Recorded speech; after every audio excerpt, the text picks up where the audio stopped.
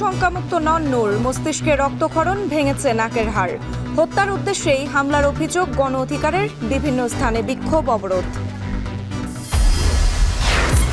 নৈরাজ্য ঠেকাতে গণতান্ত্রিক সরকারের বিকল্প দেখছে না বিএনপি। ঐকমত্য না হলে 2 বছরও টিকতে পারবে না নির্বাচিতরা, বললেন স্থানীয় সংস্কারের কমিশন প্রধান। জুলাই সনদের আইনি ভিত্তি নিশ্চিতে বিশেষ সাংবিধানিক আদেশ জারির পরামর্শ বিশেষজ্ঞদের। ভিন্ন ভিন্ন অবস্থানে অনড় বিএনপি, জামায়াত, এনসিপি।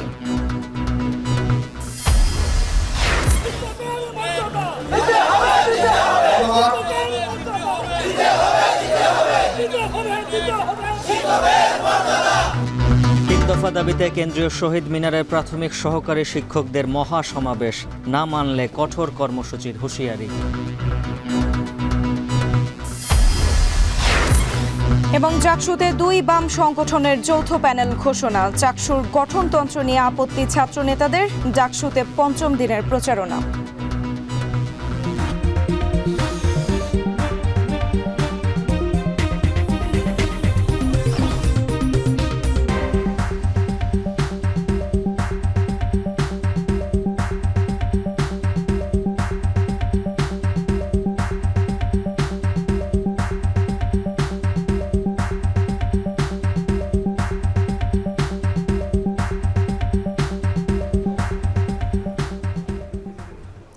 শুনছিলেন শিরোনাম। স্বাগত এখন দুপুরে পুরো আয়োজন জোরের সঙ্গে আছে আমরা দুজন, আমি সুমাইরা আছি এবং আমি উজ্জ্বল হাফিজ।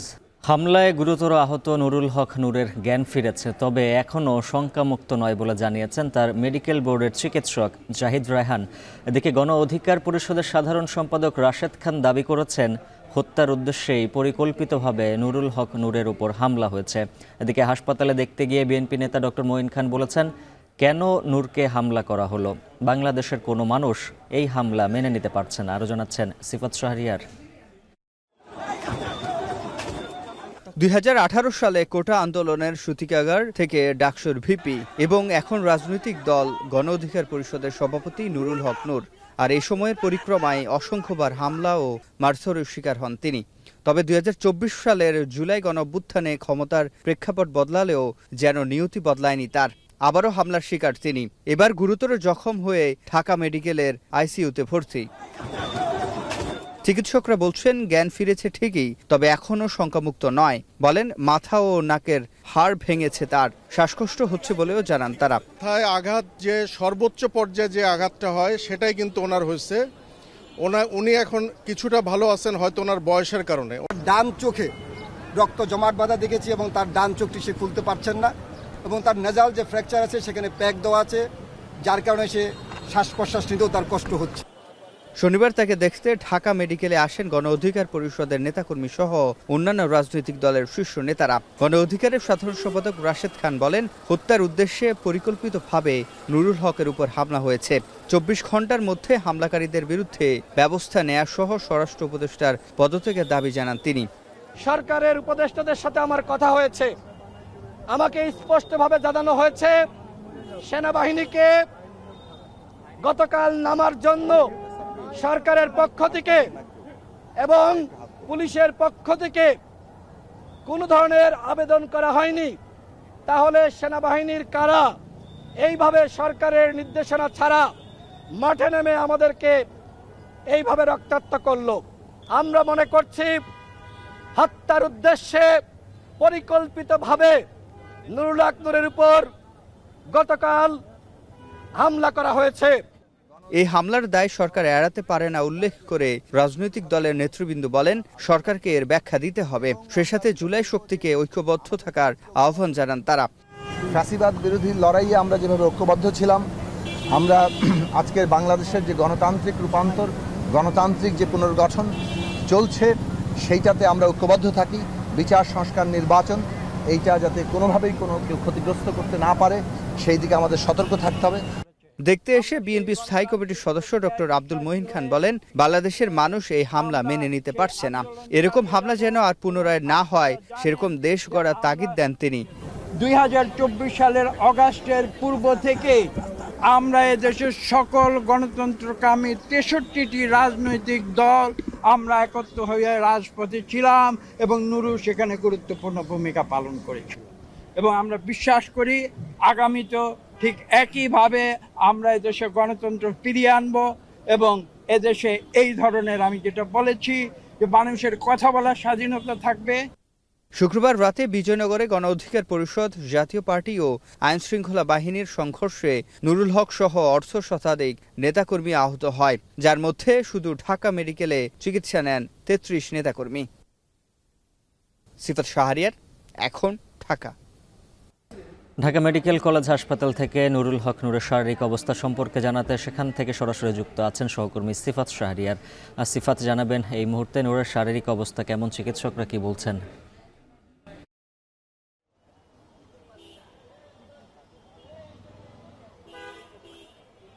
এখনো তিনি আইসিইউতে রয়েছেন এবং চিকিৎসকরা যেটি বলছেন তার জ্ঞান ফিরেছে, তিনি কথা বলছেন, কিছুটা ইশারা বুঝছেন, কিন্তু এখন পর্যন্ত শঙ্কামুক্ত হননি। এবং আমরা যারা মেডিকেল বোর্ডের যে একজন সদস্যর সাথে আমি কথা বলেছি, তিনি যেটি বলেছেন যে তার মাথায় রক্তক্ষরণ হয়েছে এবং নাকে এবং চোয়াল, মাথার হাড় ভেঙে গেছে। যেহেতু আজকে সকালে এক্সরে করা হয়েছিল, সেক্ষেত্রে সে এক্সরেতে ধরা পড়েছে। তবে সবচেয়ে বেশি শঙ্কার বিষয় যেটি উজ্জ্বল, সেটি তারা যেটি বলছেন যে মাথায় রক্তক্ষরণের পর মাথায় পানি জমছে, যার কারণে সেটি শঙ্কা ঝুঁকি আরও বাড়াচ্ছে। এবং মেডিকেল বোর্ডের একজন সদস্য তিনি যেটি বলছেন যে একেবারে মৃত্যুর কাছাকাছি থেকে নুরুল হক নূর ফিরে এসেছে। তিনি কিন্তু এই হামলা শিকার কিন্তু 2018 সাল থেকে আমরা দেখে আসছি, সেই বহুবার হামলার শিকার হয়েছে। তবে এবার একটু বেশি গুরুতর, এবং এবার যে হামলাটি সেটি কিন্তু তারা যেটি বলছে নুরুল হক নূরের যে দল গণ অধিকার পরিষদের সাধারণ সম্পাদক রাশেদ খান, তিনি যেটি বলছেন যে এটি তাকে হত্যার উদ্দেশ্যে পরিকল্পিতভাবেই করা হয়েছে। এবং সেখানে তারা যেটি বলছে যে কোনো প্রকার উস্কানি ছাড়াই তারা শুধু প্রেস ব্রিফিং করছিল। সেই সময় তাদের যে কার্যালয় রয়েছে বিজয়নগর, সেই কার্যালয়ের সামনে এসে আইনশৃঙ্খলা বাহিনী যৌথভাবে তাদের উপরে হামলা চালায়। এবং এখানে তারা যেটি বলছে যে তারা আইনশৃঙ্খলা বাহিনীর পুরো সকল বাহিনীকে কিংবা সদস্যদেরকে দোষারোপ করতে চান না। তারা যারা এই হামলার সাথে সুনির্দিষ্টভাবে জড়িত তাদেরকে তারা বলছেন যাতে আইনের আওতায় আনা হয়। এবং সেক্ষেত্রে এখানে অন্যান্য রাজনৈতিক দলের নেতাকর্মীরাও এসেছেন। তারা যেটি বলছেন এর দায়, এই হামলার দায় কিংবা নুরুল হক নূরের এই অবস্থার জন্য সরকার দায় এড়াতে পারে না। তারা এর একটি সুষ্ঠু ব্যবস্থা গ্রহণ করতে হবে এবং যারা প্রকৃতপক্ষে দোষী তাদেরও বিচার করতে হবে। এবং সেই সাথে তারা যেটি বলছে 24 ঘন্টার মধ্যে একটি বিচার বা যারা চিহ্নিত, যারা এখানে উস্কানি ছাড়াই হামলা করেছে তাদের বিচারের আওতায় আনতে হবে, 24 ঘন্টার আলটিমেটাম দিয়েছে। সেই সাথে সাথে তারা যেটি বলছে আইন শৃঙ্খলা পরিস্থিতির অবনতির জন্য গণ অধিকার পরিষদের পক্ষ থেকে স্বরাষ্ট্র উপদেষ্টার পদত্যাগও দাবি করেছে। তারা যেটি বলছেন যে তিনি ব্যর্থ হয়েছেন আইন শৃঙ্খলা পরিস্থিতি সামাল দিতে। এবং নুরুল হক নূরের অবস্থা এখন যেহেতু স্থিতিশীল, কিন্তু শঙ্কা কাটে নাই, পরিস্থিতি খুব বেশি খারাপ হচ্ছে না, কিন্তু তার যে শারীরিক যে অবস্থা সেটি কাটিয়ে উঠতে নিশ্চয়ই কিছু সময় লাগবে, যার কারণে তাকে নিবিড় পর্যবেক্ষণ করা হচ্ছে। চিকিৎসকরা তাকে আইসিইউতে রেখে নিবিড় পর্যবেক্ষণ করছেন এবং পরবর্তীতে আসলে তাকে আইসিইউ থেকে নামানো হবে কিনা কিংবা তার পরবর্তী শারীরিক অবস্থা কি হবে সেটি নিশ্চয়ই যখন আবার চিকিৎসকরা কথা বলবেন নিশ্চয়ই আমরা জানাতে পারবো। তো উজ্জ্বল, এই ছিল আমার কাছে ঢাকা মেডিকেল কলেজ হাসপাতাল থেকে সবশেষ। সহকর্মী সিফাত শাহরিয়ার জানাচ্ছিলেন নূরের শারীরিক অবস্থার সবশেষ খবর। নুরুল হক নূরের হামলার প্রতিবাদে সারা দেশে চলছে প্রতিবাদ বিক্ষোভ, সেই খবরে জানাবো এবার। অবিলম্বে হামলাকারীদের দৃষ্টান্তমূলক শাস্তি সহ জাতীয় পার্টিকে নিষিদ্ধের দাবি জানান বিক্ষোভকারীরা। এই হামলায় জড়িতদের 24 ঘন্টার মধ্যে চাকরিচ্যুতের দাবি তাদের। নূরের উপর হামলা জুলাই যোদ্ধাদের উপর হামলার শামিল বলেও মনে করেন বিক্ষোভকারীরা। বিস্তারিত থাকছে প্রতিবেদনে। ভিপি নূরের ওপর হামলার প্রতিবাদে দেশব্যাপী ফুঁসে উঠেছে ছাত্র জনতা। বিক্ষোভ কর্মসূচি থেকে দাবি তোলা হচ্ছে হামলাকারীদের দ্রুত বিচারের। শনিবার সকালে চট্টগ্রামের 2 নম্বর গেট এলাকায় সড়ক অবরোধ করে বিক্ষোভ করে ছাত্র জনতা। সড়কে টায়ার জ্বালিয়ে স্লোগান দেন তারা। বিক্ষোভকারীদের অভিযোগ, ভিপি নূরের উপর হামলা করে ফ্যাসিবাদকে পুনর্বাসনের স্বপ্ন দেখছে একটি পক্ষ।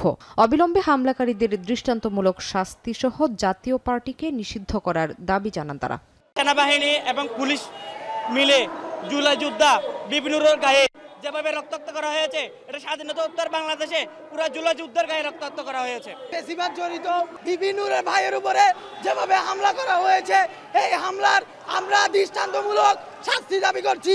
ওয়াকারুজ্জামানকে আমি হুঁশিয়ারি করে বলে দিতে চাই, আপনারা সেনাবাহিনী কর্তৃক নূর ভাইয়ের উপরে যে হামলা চালিয়েছেন, এই হামলা বাংলার জনগণ মেনে নিবে না। ঢাকা রাজশাহী মহাসড়ক অবরোধ করে বিক্ষোভ করেছেন রাজশাহী বিশ্ববিদ্যালয়ের শিক্ষার্থীরা।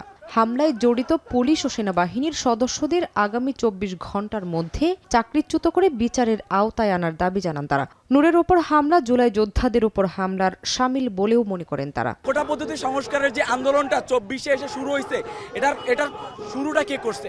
বিপিন নুরুল হক নূর করছে। 24 ঘন্টার মধ্যে এর সাথে যারা জড়িত তাদের চাকরিচ্যুত করে, অতি দ্রুত তাদেরকে চাকরিচ্যুত করে তাদের আইনি ব্যবস্থা নিতে হবে।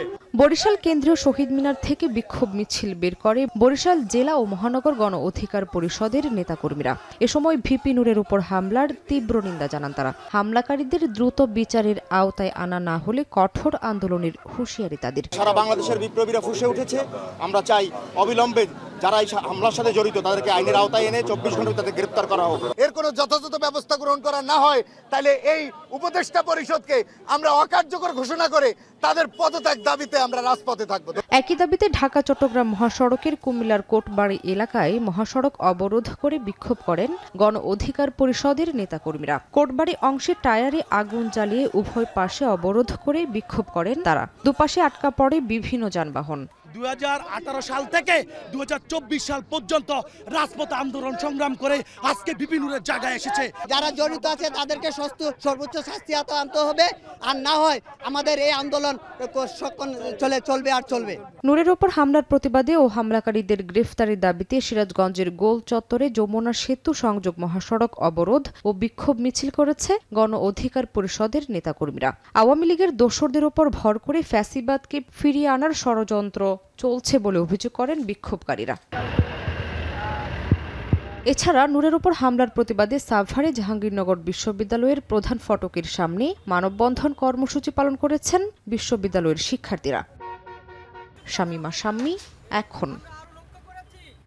এদিকে গণ অধিকার পরিষদের সভাপতি নূর সহ শতাধিক নেতাকর্মীর উপর হামলার প্রতিবাদে টাঙ্গাইল জেলা জাতীয় পার্টির অফিস ভাঙচুরের ঘটনা ঘটেছে। এ সময় অফিসের সাইনবোর্ড, চেয়ার সহ বিভিন্ন আসবাবপত্র ভাঙচুর করা হয়। সকাল 11:30টার দিকে টাঙ্গাইল শহরের থানার পাশে জাতীয় পার্টির অফিস ভাঙচুর করা হয়। জেলা গণ অধিকার পরিষদের উদ্যোগে বিক্ষোভ মিছিল বের হয়।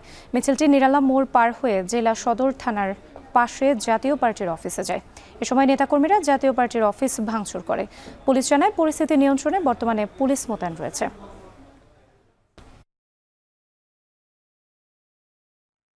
নূরের উপর হামলার প্রতিবাদ ও নিন্দা জানিয়েছেন বিএনপির ভারপ্রাপ্ত চেয়ারম্যান তারেক রহমান। এই ঘটনার সুষ্ঠু তদন্ত দাবি করেন তিনি। ফেসবুকে দেয়া পোস্টে তারেক রহমান লেখেন, গণতান্ত্রিক রূপান্তরের অত্যন্ত সংবেদনশীল সময় অতিক্রম করছে দেশ। গণ অধিকারের নেতাকর্মীদের উপর হামলার মতো অস্থিতিশীল ঘটনা যেন আর ছড়িয়ে না পড়ে তা সম্মিলিতভাবে নিশ্চিত করতে হবে। গণতন্ত্র নিশ্চিত করতে আরও সংযম ও সহনশীলতা প্রদর্শনের আহ্বান জানান তারেক রহমান। বলেন, দেশকে অবশ্যই জনতার শাসন ও বর্তমান অস্থিরতার শৃঙ্খল থেকে মুক্ত করতে হবে।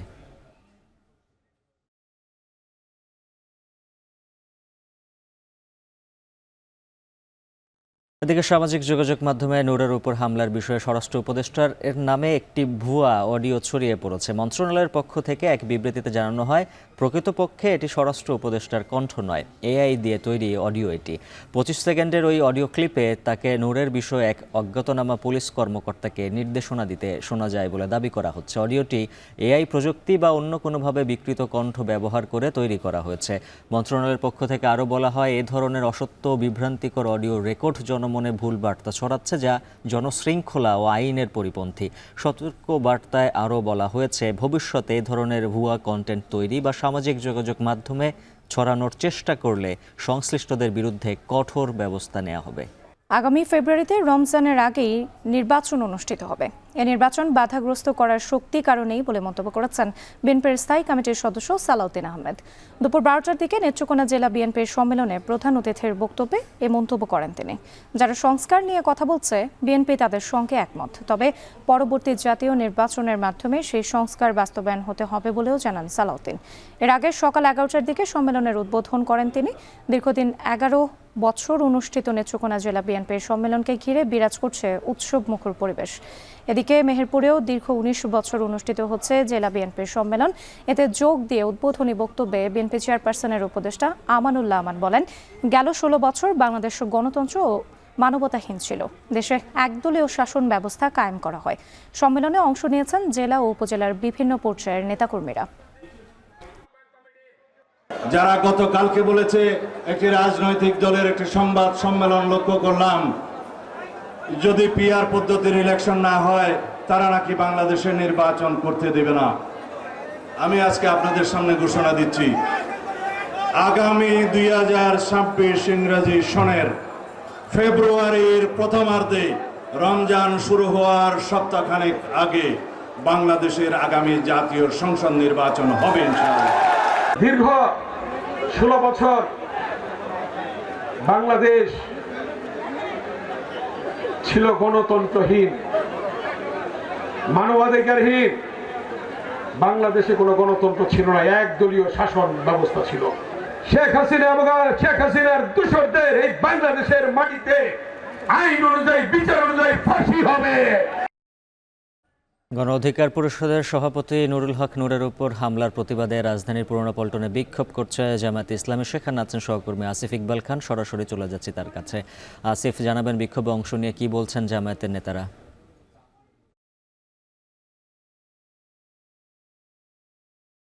গণ অধিকার পরিষদের সভাপতি নুরুল হক নূরের উপর গতকাল যে হামলা হয়েছে সেটির প্রতিবাদে কিন্তু আজকে এখানে বিক্ষোভ মিছিল করছেন বাংলাদেশ জামায়াতে ইসলামের নেতৃবৃন্দ। আমরা যদি আমার সহকর্মীর ক্যামেরার চোখে একটু দেখাতে চেষ্টা করি, বাইতুল মোকাররমের উত্তর গেট থেকে কিন্তু বিক্ষোভ মিছিলটি কিছুক্ষণ আগেই শুরু হয়েছে, মাত্রই শুরু হয়েছে বলতে গেলে।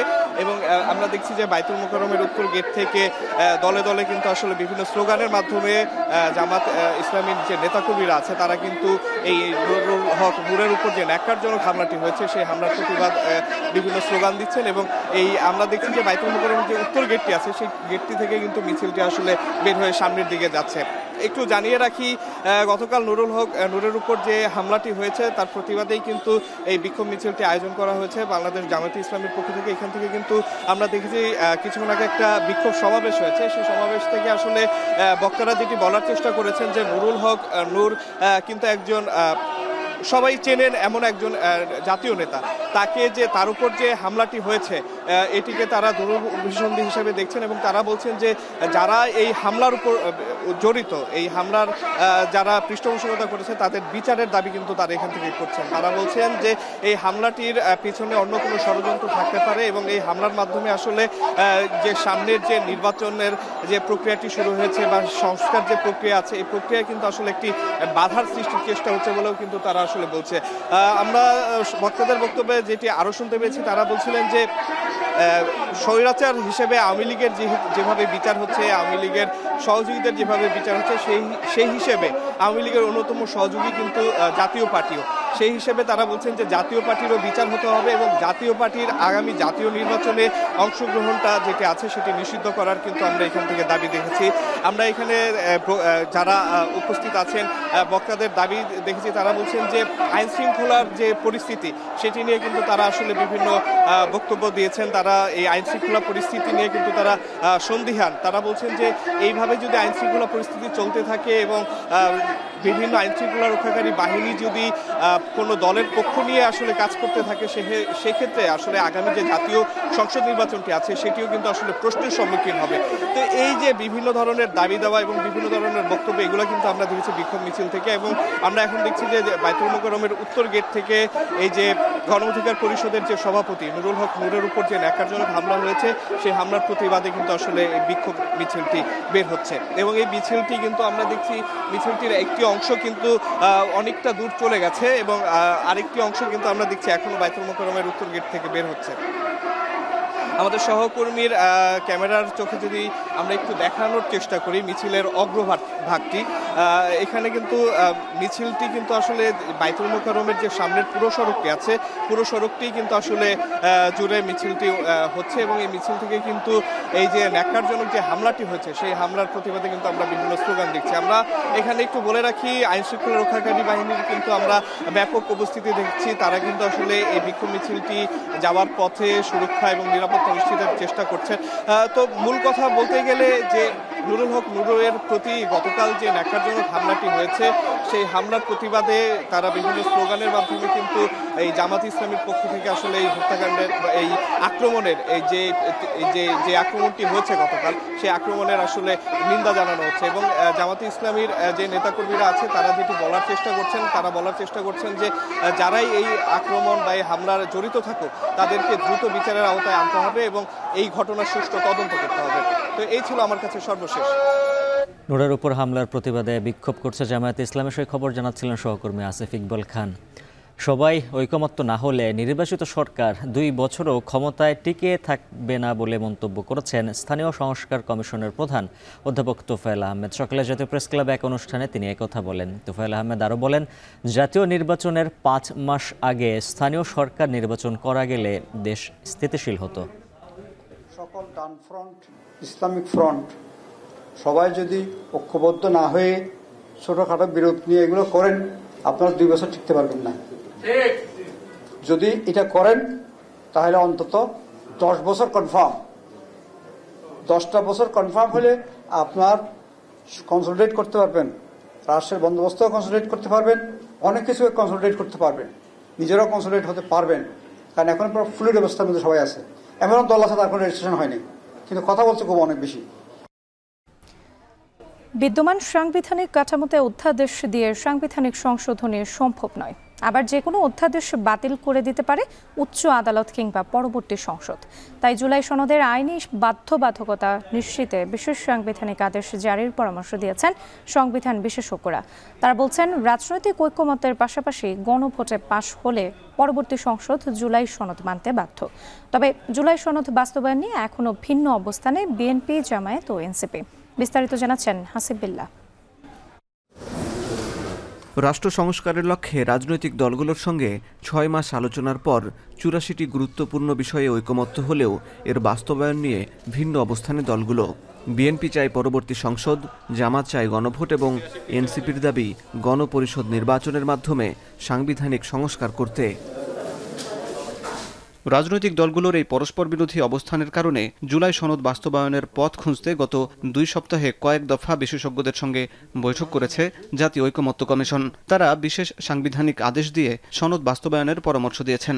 কারণ বিদ্যমান সংবিধানের 93 অনুচ্ছেদ অনুযায়ী অধ্যাদেশের মাধ্যমে সংবিধানের কোনো বিধান পরিবর্তন করা সম্ভব নয়। বিশেষ সাংবিধানিক অধ্যাদেশ প্রসঙ্গে সংবিধান বিশেষজ্ঞরা বলছেন, এটি রাজনৈতিক দলগুলোর সমঝোতা আইন। জুলাই চার্টারে অনেক বিষয় আছে যেটা সংবিধানকে টাচ করে, তাহলে সেটা তো আপনি অর্ডিন্যান্সের মাধ্যমে বাস্তবায়ন করতে পারবেন না। সেক্ষেত্রেই প্রশ্নটা জাগে যে বিদ্যমান সাংবিধানিক কাঠামোর বাইরে যে জুলাই চার্টারকে বাস্তবায়ন করার জন্য আমরা কোনো বিশেষ সাংবিধানিক আদেশ এর কথা চিন্তা করতে পারি কিনা। বিষয়টি কিন্তু এভাবেই এসছে, আমি মনে করি এটা সম্ভব। আসলে এখানকার রাজনৈতিক দলগুলির মধ্যে সমঝোতাটাকে একটা আইনে পরিণত করা। এমনিতে অনেকের মধ্যে সন্দেহ আছে যে আসলে এই সমস্ত সমঝোতার কোনো ধরনের মূল্য থাকে না, কিন্তু যখন এটা একটা আইনে পরিণত হয় এবং সবাই মিলে এই আইনটাকে যদি মেনে নেয় তাইলে সেটার গ্রহণযোগ্যতাও থাকবে, আরেকটা হচ্ছে এটার ফেলে দেওয়ার সম্ভাবনাটা কমবে। তবে এই বিশেষ আদেশকে সংবিধানের সাথে সাংঘর্ষিক বলে মনে করে বিএনপি। দলটির স্থায়ী কমিটির সদস্য সালাউদ্দিন আহমেদ বলেন, সংবিধান স্থগিত থাকলে রাষ্ট্র পরিচালনার জন্য সাংবিধানিক আদেশের প্রয়োজন হয়। আমাদের তো একটা কনস্টিটিউশন এখন আছে এবং কনস্টিটিউশনটা চালু আছে, স্থগিত করা হয়নি। এই কনস্টিটিউশন অনুসারেই সরকার শপথ নিয়েছে এবং কনস্টিটিউশন অনুসারেই বর্তমানে জুডিশিয়ারি চলছে, প্রশাসন চলছে, সব কিছু চলছে। তো এই অবস্থায় কনস্টিটিউশনাল অর্ডার ইস্যু করারই তো কোনো মৌকা নাই, প্রয়োজনীয়তাও নাই।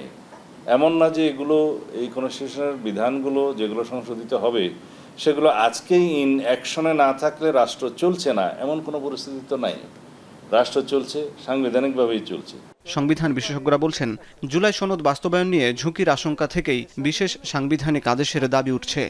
এখানকার অ্যাপিলেট ডিভিশনের কাছে এটা চায়, অ্যাপিলেট ডিভিশন যদি বলে যেরকম 106 অনুযায়ী অন্তর্বর্তী সরকারের কথা বলছে, অন্তর্বর্তী সরকার বলে তো আমাদের কিছু নাই, তো অন্তর্বর্তী সরকারকে যেরকম ডক্ট্রিন অফ নেসেসিটি দিয়ে বলছে, একই রকম যদি বলে হ্যাঁ যে আপনারা করে নিতে পারেন, তাইলে এই আইনটা আরও শক্তিশালী হবে।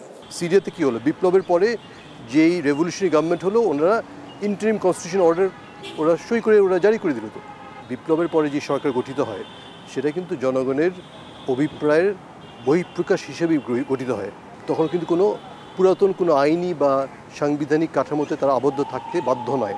কারণ এই সরকার যদি মনে করে বা এই স্টান্সটা নেয় যে আমরা পপুলার উইল দ্বারা গঠিত এবং আমরাই সিদ্ধান্ত নিব যে কীভাবে আমাদের পরবর্তী সাংবিধানিক কাঠামো কী হবে, এবং আমরা একটা বিশেষ সংবিধানের মৌলিক পরিবর্তনের জন্য রাজনৈতিক দলগুলোর ঐকমত্যের পাশাপাশি জনগণের মতামত যাচাইয়ে গণভোট জরুরি বলে মনে করেন সংবিধান সংস্কার কমিশনের এই সদস্য। এই জুলাই চার্টারের মাধ্যমে কিন্তু আমরা সংবিধানে কিছু মৌলিক সংশোধন আনার চেষ্টা করছি বা মৌলিক পরিবর্তন আনার চেষ্টা করছি।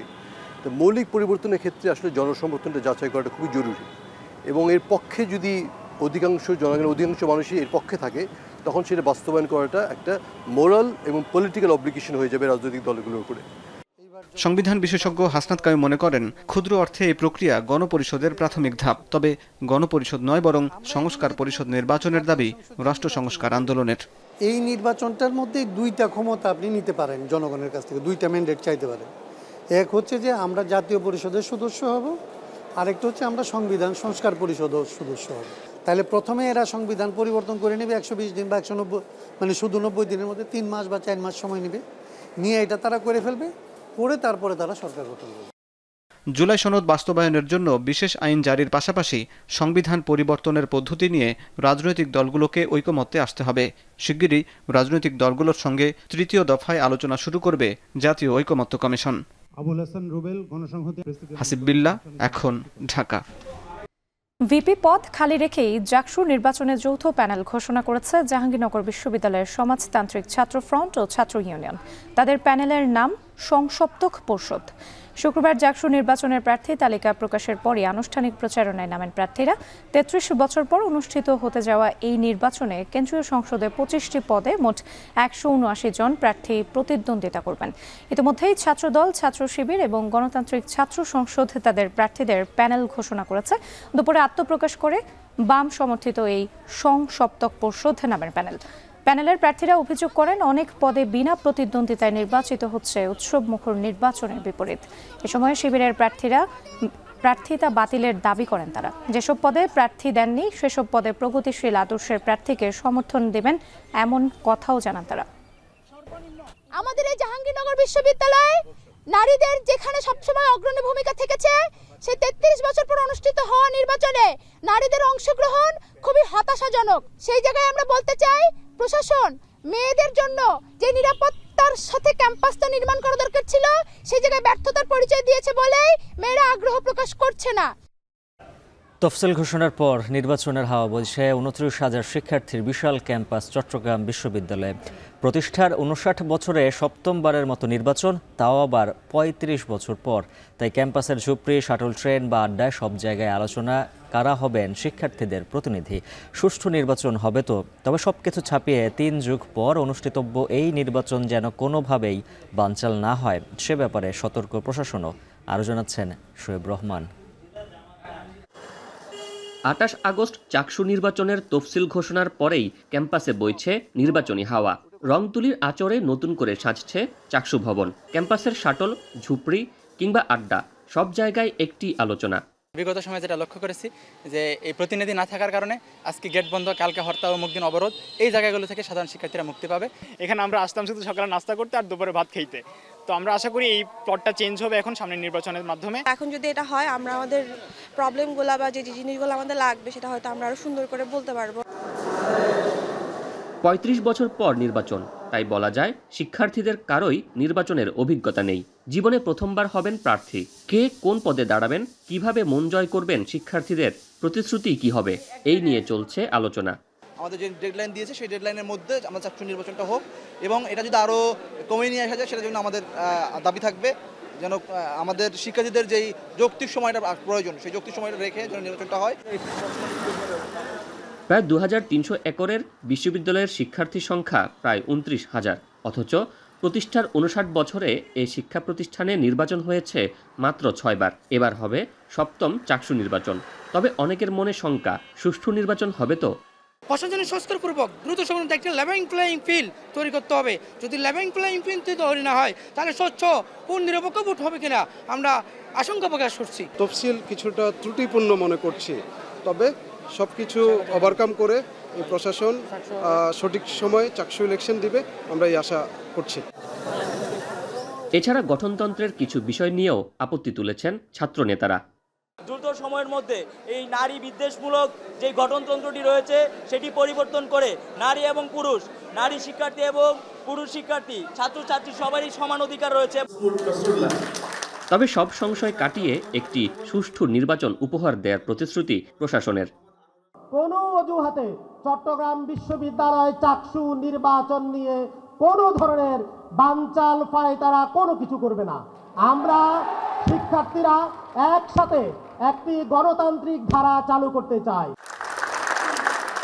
এর আগে সবশেষ চাকসু নির্বাচন হয়েছিল 1990 সালে। 36 বছরের শোয়েব রহমান, এখন চট্টগ্রাম। ডাকসু হল সংসদ নির্বাচনের প্রচারণার 5ম দিনে সকাল থেকে ঢিলেঢালা থাকলেও বেলা বাড়ার সঙ্গে সঙ্গে বাড়তে শুরু করেছে প্রচারণা। শনিবার সকাল থেকে ঢাকা বিশ্ববিদ্যালয় ক্যাম্পাসে শিক্ষার্থীদের তেমন উপস্থিতি না থাকলেও ধীরে ধীরে কিছুটা বাড়তে থাকে।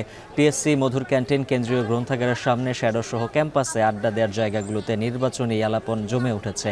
এদিন আবাসিক হলগুলোতে প্রচারণায় ব্যস্ত সময় পার করতে দেখা গেছে প্রার্থীদের। তারা শিক্ষার্থীদের দিচ্ছেন নানান প্রতিশ্রুতি। এখানে দীর্ঘদিন ধরে একটা খাবারের সমস্যা আছে, যেগুলো হচ্ছে ক্যান্টিনের অব্যবস্থাপনা বা আওয়ামী শাসনে আমরা দেখেছি যে ফাও খাওয়ার যে একটা সংস্কৃতি, সেটা থেকে বেরিয়ে আসতে হবে। মৌলিক জায়গাগুলো, খাদ্য, আবাসন এবং একটি স্বাস্থ্যকর পরিবেশ তা নিশ্চিত হয়নি। সেই চিন্তাগত জায়গা থেকে আমি মনে করেছি আমি এই হলে ভিপি পদপ্রার্থী হওয়া আমার প্রয়োজন। 5 আগস্ট পরবর্তী আমাদের হলের শৃঙ্খলা বলেন, নিরাপত্তা বলেন, অবকাঠামোগত সার্বিক উন্নয়ন বলেন, আপনি ক্যান্টিন বলেন, দোকান এক্সটেনশন বলেন, সব জায়গাতে আমি কাজ করার চেষ্টা করেছি। প্রাথমিকের সহকারী শিক্ষকদের 11তম গ্রেড সহ 3 দফা দাবিতে কেন্দ্রীয় শহীদ মিনারে চলছে মহাসমাবেশ। এ নিয়ে আরও জানাতে সেখান থেকে যুক্ত হয়েছেন মেহরাব সুমন। চলে যাচ্ছি তার কাছে। সুমন, মহাসমাবেশ চলছে, শিক্ষকরা 3 দফা দাবিতে মহাসমাবেশ পালন করছেন। শিক্ষকরা আসলে কি বলছেন, তাদের দাবি দাওয়াগুলো কি কি?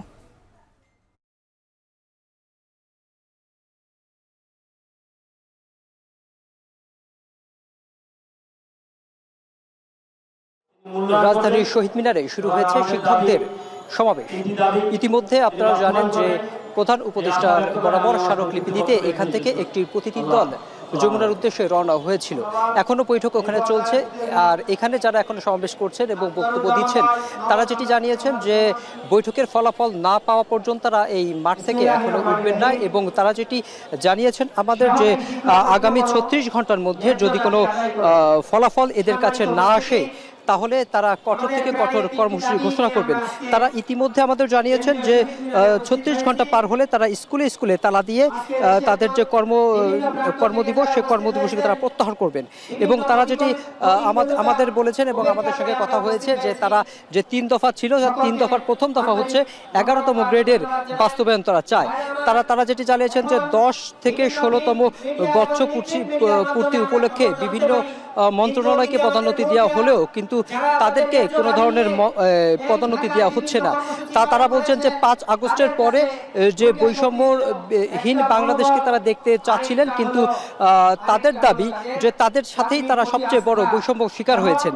যে 5 আগস্টের পর থেকে তারা চেয়েছিলেন যে তাদের যে শিক্ষকদের যে বেতন কাঠামো সেটাকে উন্নীত করা হবে, কিন্তু তারা তো সেটা দেখতে পাননি, বরঞ্চ কিছু কিছু ক্ষেত্রে তাদেরকে আরো পিছিয়ে রাখা হয়েছে। তারা আমাদের যেটি জানিয়েছেন যে বৈষম্যর শিকার কেন তারা হচ্ছেন, অন্যান্য ক্ষেত্র থেকে এবং অন্যান্য মন্ত্রণালয় থেকেও যাদেরকে বেতন কাঠামো এবং আপনার পদোন্নতিতে যে ধরনের সুযোগ সুবিধা দেওয়া হচ্ছে, কিন্তু প্রাথমিক শিক্ষকদের সেই সুযোগ সুবিধাটা দেওয়া হচ্ছে না। তারা আরও যেটি জানিয়েছেন যে তাদের যে বেতন এবং ভাতা পাচ্ছেন, তারা সেটা দিয়ে তাদের মানবেতর জীবনযাপন করতে হচ্ছে। হচ্ছে। রাত্রি এই ছিল শহীদ মিনার থেকে শিক্ষকদের সমাবেশ সবশেষ তথ্য। কেন্দ্রীয় শহীদ মিনারে চলছে মহাসমাবেশ, সেখান থেকে যুক্ত ছিলেন মেহরাব সুমন। ময়মনসিংহে জাতীয়তাবাদী ক্ষুদ্র জাতিগোষ্ঠী দলের জাতীয় প্রতিনিধি সমাবেশ চলছে, সেখানে প্রধান অতিথির বক্তব্য দেবেন, ভার্চুয়ালি যুক্ত হবেন বিএনপির ভারপ্রাপ্ত চেয়ারম্যান তারেক রহমান। এ নিয়ে আরও জানাতে নগরীর টাউন হল থেকে মিলনায়তন থেকে যুক্ত হচ্ছেন হারুনুর রশিদ। হারুন, প্রধান অতিথি কখন নাগাদ যুক্ত হবেন আর এই সমাবেশে দলের কেন্দ্রীয় পর্যায়ের কোন কোন নেতা উপস্থিত থাকবেন? রাত্রি ক্ষুদ্র জাতিগোষ্ঠীর যে আজকে জাতীয় সমাবেশ যেটি ময়মনসিংহে অনুষ্ঠিত হচ্ছে, এটির আয়োজন করেছে বাংলাদেশ জাতীয়তাবাদী ক্ষুদ্র জাতিগোষ্ঠী দল এবং এটি হচ্ছে এই ক্ষুদ্র জাতিগোষ্ঠী দলের প্রথম প্রোগ্রাম এবং এই সংগঠনের প্রথম প্রোগ্রাম যেটি আজকে ময়মনসিংহে প্রথমবারের মতো অনুষ্ঠিত হচ্ছে। এবং ইতিমধ্যে আমরা দেখছি যে অনুষ্ঠান স্থল যেটি রয়েছে ময়মনসিংহ নগরীর ঐতিহ্যবাহী টাউন হল মিলনায়তন, সেই মিলনায়তনে কিন্তু ইতিমধ্যেই ক্ষুদ্র নৃগোষ্ঠীর যারা প্রতিনিধি রয়েছেন তারা কিন্তু ইতিমধ্যে উপস্থিত হয়েছেন এবং আমরা জানতে পেরেছি যে কিছুক্ষণের মধ্যেই আজকের অনুষ্ঠানের যিনি বিশেষ অতিথি বিএনপির মহাসচিব মির্জা ফখরুল ইসলাম আলমগীর, তিনি কিছুক্ষণের মধ্যেই এই সম্মেলন স্থলে প্রবেশ করবেন এবং তিনি আসার পরেই অনুষ্ঠানের যে আনুষ্ঠানিকতা সেটি শুরু হবে। এবং আমরা যতটুকু জানতে পেরেছি বিকেল 4টা নাগাদ বিএনপির ভারপ্রাপ্ত চেয়ারম্যান তারেক রহমান ভার্চুয়ালি যুক্ত হয়ে এই সমাবেশে বক্তব্য রাখবেন। এবং আমরা এখানে কথা বলেছিলাম যারা আয়োজক তাদের সাথে, তারা যে বিষয়টি বলেছেন বিশেষ করে সমতলের ক্ষুদ্র জাতিগোষ্ঠীর যে সদস্যরা রয়েছে গারো, হাজং, কোচ সহ বিভিন্ন সমতলের যারা ক্ষুদ্র জাতিগোষ্ঠী রয়েছে তারা কিন্তু এখানে এসেছেন এবং এখানে প্রায় 1000 ক্ষুদ্র জাতিগোষ্ঠীর প্রতিনিধি আজকের যে সমাবেশ সেই সমাবেশে অংশগ্রহণ করবেন বলে আমরা জানতে পেরেছি। এবং ইতিমধ্যেই এই যে সমাবেশ স্থল সেটি কানায় কানায় পূর্ণ হয়েছে। কিছুক্ষণের মধ্যেই যে সবার যে মূল কার্যক্রম সেটি শুরু হবে। আমরা জানতে পেরেছি যে বিএনপির মহাসচিব মির্জা ফখরুল ইসলাম আলমগীর তিনি কিছুক্ষণের মধ্যেই এই সমাবেশ স্থলে এসে উপস্থিত হবেন। তো এই ছিল আমার কাছে ময়মনসিংহ থেকে সর্বশেষ। ময়মনসিংহে জাতীয়তাবাদী ক্ষুদ্র জাতিগোষ্ঠী দলের জাতীয় প্রতিনিধি সমাবেশ চলছে, সেখান থেকে যুক্ত ছিলেন হারুনুর রশিদ। ডেঙ্গুর হটস্পট হিসেবে চিহ্নিত জেলা বরগুনায় নতুন করে বাড়তে শুরু করেছে আক্রান্তের সংখ্যা, পাশাপাশি দীর্ঘ হচ্ছে মৃত্যুর তালিকা। এখনও আইসিইউ সিসিইউ ইউনিটের সংকট থাকায় ভোগান্তিতে রোগী ও স্বজনরা। এদিকে সংকট কাটিয়ে ডেঙ্গুর নতুন স্রোত মোকাবিলায় পদক্ষেপের আশ্বাস প্রশাসনের। জিয়াদ মাহমুদের প্রতিবেদনে বিস্তারিত। বছরের শুরু থেকেই বরগুনায় বাড়তে থাকে ডেঙ্গু রোগী। প্রাক বর্ষা মৌসুমে এডিস মশা রীতিমতো তাণ্ডব চালায় এ জেলায়। জুন জুলাইয়ে প্রতিদিনের আক্রান্তের সংখ্যা পৌঁছায় গ্রাফের শীর্ষে। বরগুনাকে ঘোষণা করা হয় ডেঙ্গুর হটস্পট হিসেবে। আগস্টের শুরু থেকে কমতে শুরু করে ডেঙ্গু আক্রান্তের সংখ্যা। নতুন করে শুরু হয়েছে ডেঙ্গুর স্রোত, এতে উদ্বিগ্ন রোগী ও স্বজন। আমাকে সবাই বাসায় ডেঙ্গু হয়েছে, তাদের এই হাসপাতাল নিয়ে চিকিৎসা করাইতেছে। এই 6 দিন হয়েছে জ্বর, বুঝিনি। এই হেলথ সেক্টরটাকে নতুন করে চিন্তা করা যে আমরা আসলে যেভাবে চলতেছি এভাবে সবার জন্যই কষ্ট, রোগীরা যেরকম সন্তুষ্ট না আমরাও ওভারবার্ডেন। স্বাস্থ্যসেবায় আলোর মুখ দেখেনি বরগুনা সদর হাসপাতাল। আইসিইউ সিসিইউ সহ রয়েছে নানা সংকট, ফলে বেড়েছে মৃত্যুর মিছিল। এসব সংকটের সমাধান না হওয়ায় ক্ষুব্ধ সচেতন মহল। আমাদের বরগুনাতে আইসিইউ নাই, এই জন্য রোগীকে বরিশাল পাঠানো হচ্ছে। প্রশাসনের উদ্যোগ থাকলে, আন্তরিকতা থাকলে আগামী বছর এর চাইতে আমরা প্রতিরোধে সক্ষম হব। এদিকে ডেঙ্গুর নতুন স্রোত মোকাবিলা সহ ভবিষ্যতে এডিসের প্রকোপ ঠেকাতে পদক্ষেপের কথা জানান সিভিল সার্জন ও জেলা প্রশাসক। অবকাঠামো হয়ে গিয়েছে এবং যন্ত্রপাতির আমরা চাহিদাপত্র দিয়েছি। আমরা লোকবল এবং যন্ত্রপাতি আসলে আমরা আইসিইউ এবং সিসিইউ চালু করতে পারবো। প্রত্যেকটি পৌরসভাকে নির্দেশ দেওয়া আছে, বিশেষ করে আমাদের বরগুনা পৌরসভা আমাদের পর্যাপ্ত পরিমাণে লার্ভিসাইড কিনা আছে। আমরা প্রতিদিনই নিয়মিত বেসিসে আমরা লার্ভিসাইড এবং অ্যাডেলটিসাইডগুলো আমরা স্প্রে করব। শনিবার সকাল 11টা পর্যন্ত 24 ঘন্টায় নতুন করে ডেঙ্গুতে আক্রান্ত হয়েছে 34 জন। এ নিয়ে বছরের শুরু থেকে এখন পর্যন্ত মোট আক্রান্ত 5999, আর ডেঙ্গুতে আক্রান্ত হয়ে মৃতের সংখ্যা 44 জন। জিয়াদ মাহমুদ, এখন বরগুনা। ঢাকা ভাঙ্গা এক্সপ্রেসওয়েতে 4টি যাত্রীবাহী বাসের সংঘর্ষে অন্তত 20 জন আহত হয়েছেন। সকাল 9:30টার দিকে মাদারীপুরের শিবচরের পাঁচচর এলাকায় এই দুর্ঘটনা ঘটে। মাদারীপুরের হাইওয়ে পুলিশের পক্ষ থেকে জানানো হয়, ফরিদপুর থেকে ঢাকার উদ্দেশ্যে ছেড়ে আসে গোল্ডেন লাইন পরিবহনের একটি বাস নিয়ন্ত্রণ হারিয়ে এক্সপ্রেসওয়ের ডিভাইডারের উপরে উঠে যায়। এ সময় গোল্ডেন লাইন পরিবহনের পিছনে থাকা টুঙ্গিপাড়া এক্সপ্রেসওয়ের একটি বাস নিয়ন্ত্রণ হারিয়ে ডিভাইডারে ধাক্কা লাগে। এরপর একে একে দুর্ঘটনার শিকার হয় নড়াইল এক্সপ্রেস ও সাকুরা পরিবহনের দুটি বাস। খবর পেয়ে ঘটনাস্থলে গিয়ে আহতদের উদ্ধার করে বিভিন্ন হাসপাতালে ভর্তি করে ফায়ার সার্ভিস ও হাইওয়ে পুলিশ। 4টি বাসের সংঘর্ষের পর এক্সপ্রেসওয়ের ঢাকামুখী লেনে বন্ধ হয়ে যায় যান চলাচল। প্রায় 1 ঘন্টা পর যান চলাচল স্বাভাবিক হয়।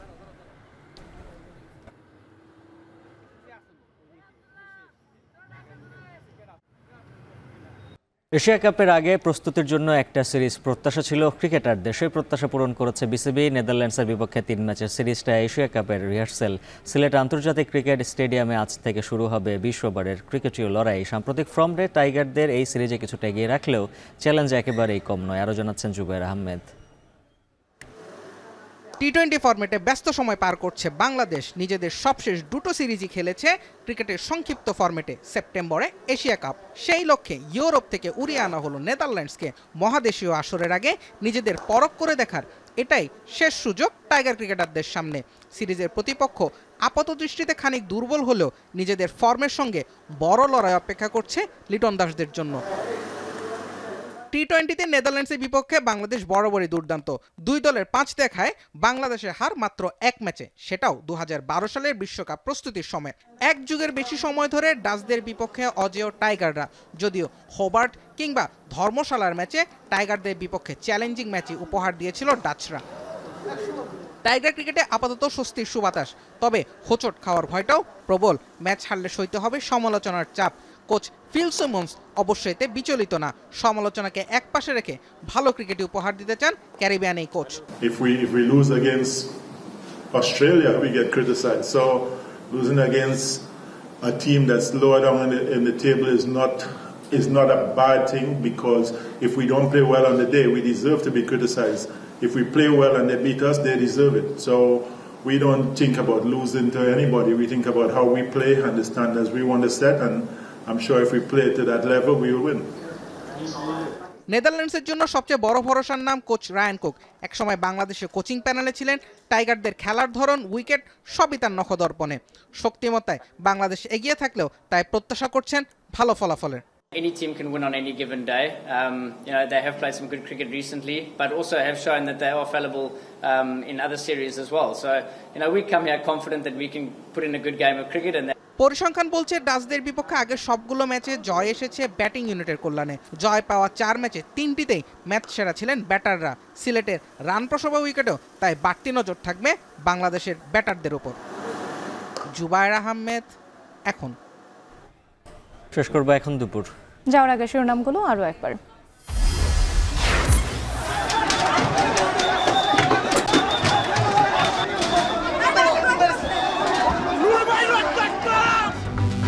জ্ঞান ফিরলেও শঙ্কামুক্ত নন নূর। মস্তিষ্কে রক্তক্ষরণ, ভেঙেছে নাকের হাড়। হত্যার উদ্দেশ্যেই হামলার অভিযোগ গণ অধিকারের। বিভিন্ন স্থানে বিক্ষোভ, অবরোধ।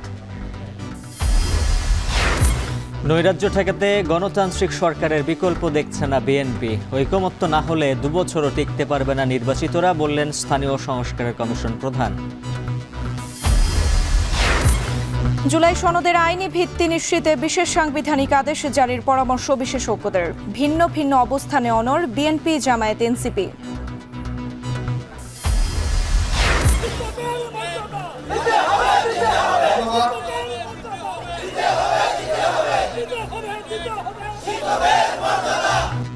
তিন দফা দাবিতে কেন্দ্রীয় শহীদ মিনারে প্রাথমিকের সহকারী শিক্ষকদের মহাসমাবেশ। না মানলে কঠোর কর্মসূচির হুঁশিয়ারি। এবং জাকসুতে 2 বাম সংগঠনের যৌথ প্যানেল ঘোষণা। চাকসুর গঠনতন্ত্র নিয়ে আপত্তি ছাত্র নেতাদের। ডাকসুতে 5ম দিনের প্রচারণা। এই ছিল এখন দুপুরের আয়োজনে। এখন টেলিভিশন ওয়েবসাইটে দেখতে ভিজিট করুন www.ekon.tv। ফেসবুকে দেখুন facebook.com/tv.ekon আর ইউটিউবে দেখুন youtube.com/c/ekontv।